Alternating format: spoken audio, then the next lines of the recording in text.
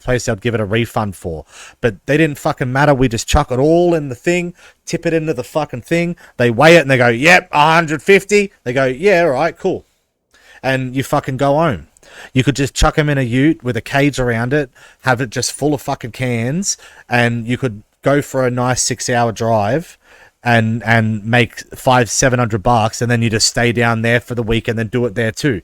Do a couple of runs in these things because you've been able to private industry develop these facilities, but because of that being competition, right? That being competition, they just decided, I think, well, we've got to make it easier that you can do the labels, scan it, all these things.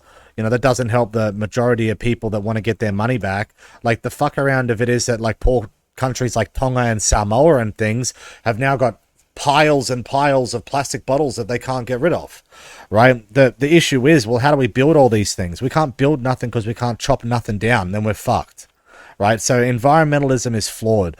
We need a resource in which where reusable comes into, you know, a worthy practice. We should be allowed in our backyards to burn our own rubbish. We should be allowed in our own backyard to refine our own charcoal, create our own calcium and nitrates through our own composting process, and develop our own gardens, right? And then we can sort our plastic, right? Like, oh, but like cardboard needs to be worried about. But yeah, no one's willing to bundle it up to make it easier for the guy that still has to, at the recycling facility, bundle it up or put it through a machine that we run it through water and turn it into paste, right? Environmentalism isn't looking at like the aspect of like slave labor that fucking goes into it, right?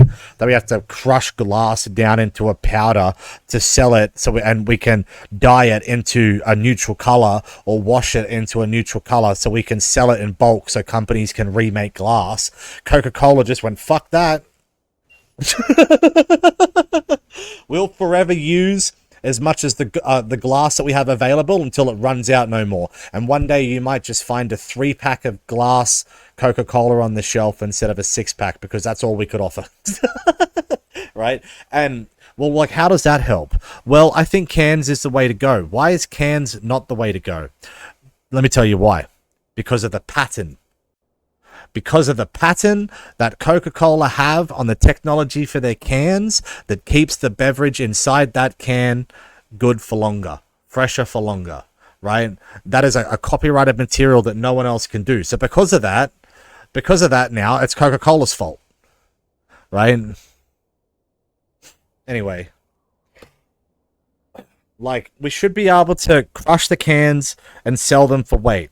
And at least in the Northern Territory, we're like, yeah, sweet, but you got to drive to Palmerston to do it, right?